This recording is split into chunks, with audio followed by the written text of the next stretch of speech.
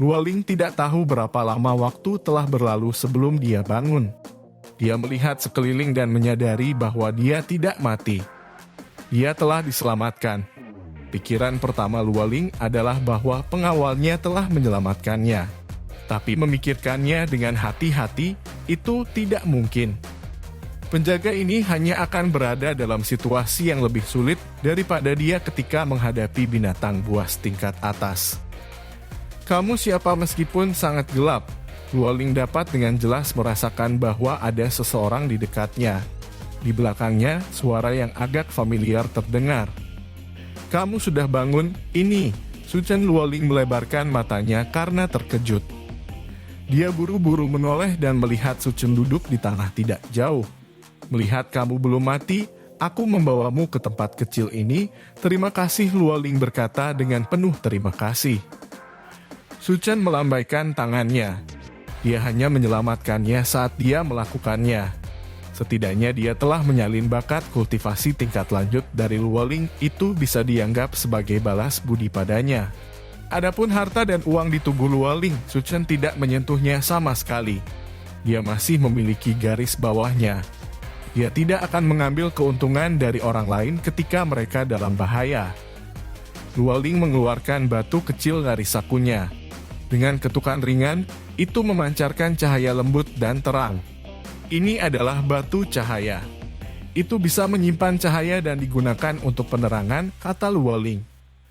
Meskipun hal semacam ini sangat berharga, itu bukan apa-apa baginya. Sebuah botol giok kecil tiba-tiba muncul di tangannya. Di dalamnya ada cairan penyembuhan berwarna hijau tua. Luoling meminumnya dalam satu tegukan.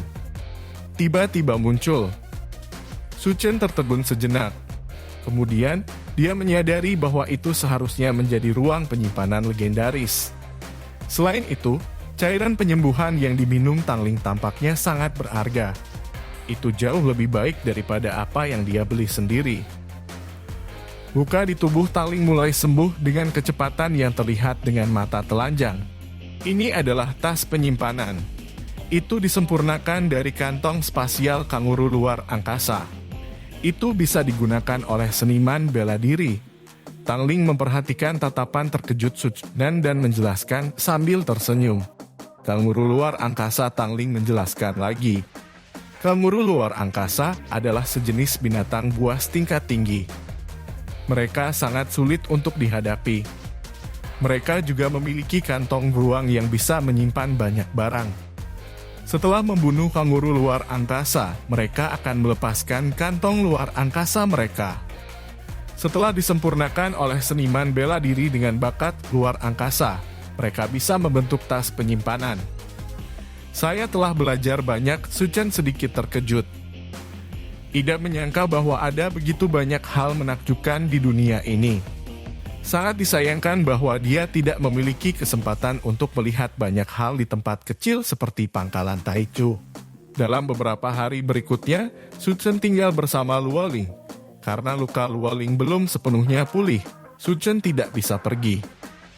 Dari Luoling, Suchen juga belajar banyak tentang seniman bela diri. Di atas seniman bela diri yang hebat adalah Grandmaster. Grandmaster adalah ahli yang bisa bersaing dengan buaya naga kuno. Di pangkalan Taichu, seniman bela diri yang hebat sudah sangat kuat dan jumlahnya sangat sedikit. Tetapi di pangkalan yang benar-benar besar, seniman bela diri yang hebat hanya berada di tingkat kekuatan pertempuran menengah dan para ahli sejati adalah seniman bela diri tingkat Grandmaster. Selain itu, seniman bela diri tingkat Grandmaster bisa hidup selama 200 tahun. Mendengar berita ini, Suchen tercengang. Untungnya, dia memiliki kemampuan untuk bereplikasi, jadi dia masih memiliki kualifikasi untuk bekerja keras menuju tingkat Grandmaster.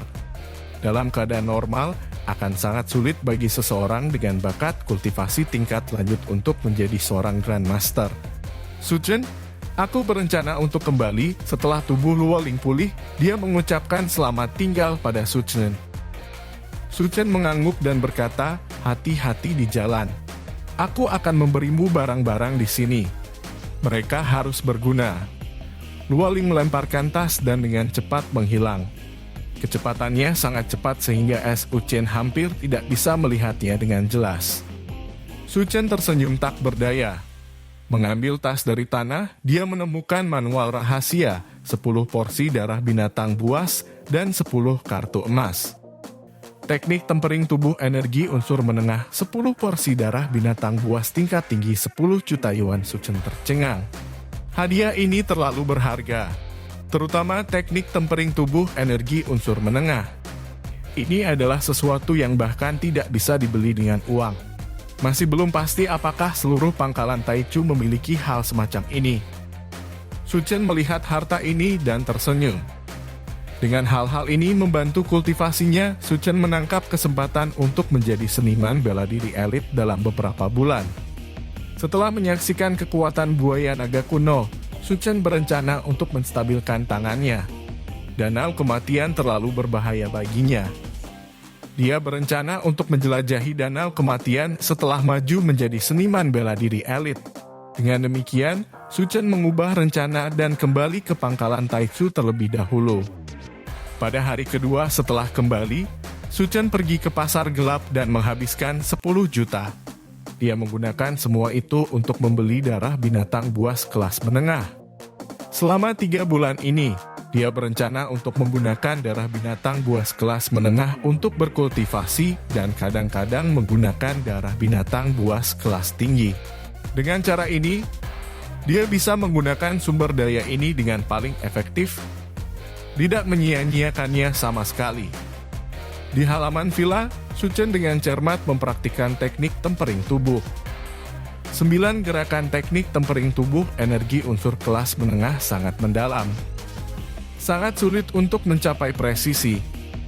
Efeknya sebenarnya sangat bagus. Ini 3 kali lebih baik daripada teknik tempering tubuh energi unsur tingkat rendah. Ini hanya pelatihan murni. Jika darah binatang buas digunakan sebagai suplemen, efeknya akan lebih kuat. Su Chen tidak bisa menahan diri untuk tidak meminum seteguk darah pembunuh tingkat tinggi.